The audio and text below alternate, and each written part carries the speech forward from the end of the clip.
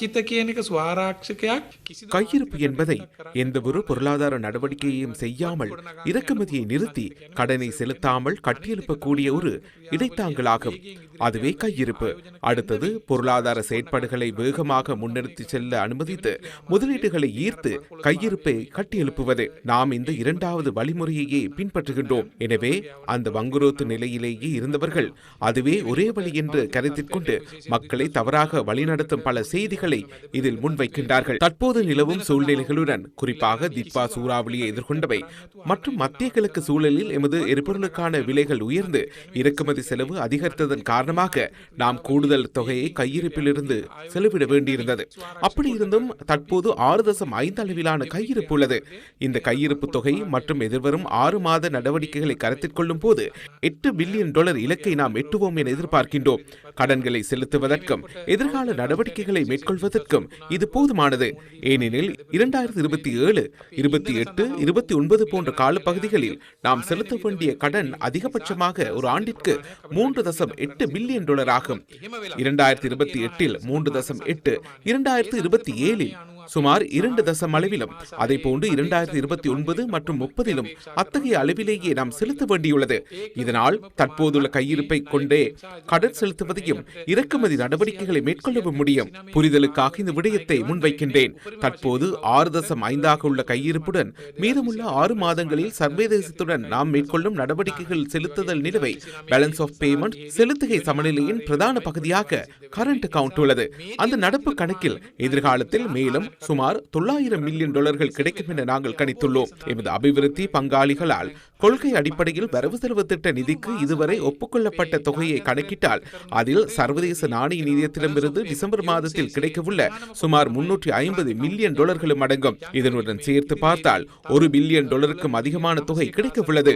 வெளிநாட்டு முதலீட்டை பார்த்தால் முதலீட்டு சபை மற்றும் கொழும்பு துறைமுக நகரம் ஆகியவற்றின் மூலம் எதிர்வரும் 6 மாதங்களுக்குள் மேலும் சுமார் $1 பில்லியன் வரவுள்ளது.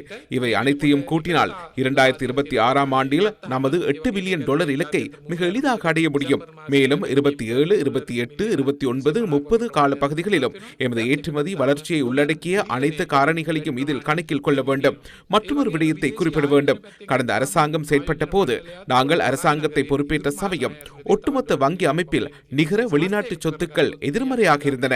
அதாவது சொத்துக்கள் இல்லை, பொறுப்புகளே இருந்தன. எதிர்மறை மதிப்பாக இருந்த அது தற்போது ஜூன் மாத நிலவரைப்படி வங்கி அமைப்பில் உள்ள நிகர வெளிநாட்டு சொத்துக்கள் டாலர்கள் மற்றும் வெளிநாட்டு மதிப்பில் உள்ள வெளிநாட்டு செலாவணி நிகர வெளிநாட்டு சொத்துக்களின் மதிப்பு ரூபாவில் $1265 பில்லியன் ஆகும்.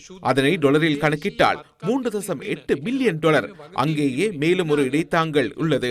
எனவே எந்தவித தேவையற்ற பயத்தை மேற்படுத்திக் கொள்ள தேவையில்லை. நாம் எடுக்கும் நடவடிக்கைகள் மூலம் முதலீட்டாளர்களின் பாதுகாப்பு உறுதி செய்யப்பட்டுள்ளது. அது மேலும் நிரூபணமாகியுள்ளது.